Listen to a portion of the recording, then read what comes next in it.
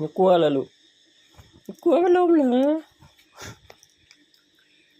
นอนไปนอนเลยไปนอนได้แล้ว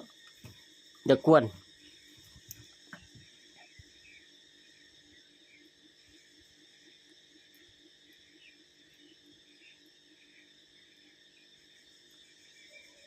มือชาเว้ย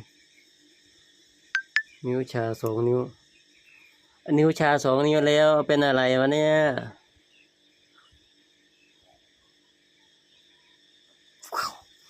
แม่เสือสาวเมตตาสวย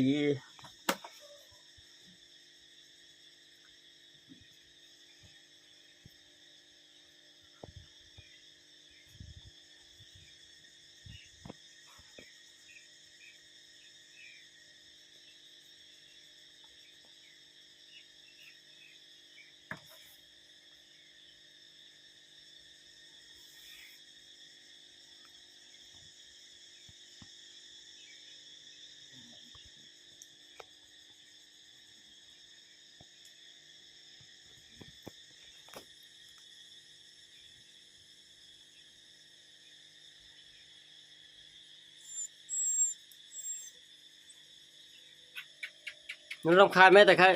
หนูรำคาญพ่อเหรอทำไมพ่อยังไม่โตสักทีวะหนูรำคาญพ่อเหรอรำคาญพ่อเหรอนอนเลยนอนได้แล้ว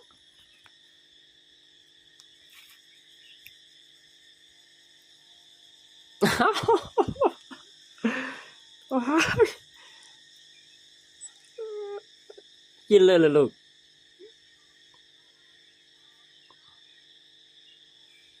เนี่ยเขาทำอะไรนี่โอ้กัดกินเลยนะโอ้นิ้วชาไม่รู้สึกแล้วนี่ฮะเป็นอะไรแต่แค่นี่จะเลือดตันหรือเปล่าวะชาปลายนิ้วแล้วพี่พลอยชาปลายนิ้วแล้วแต่ใคร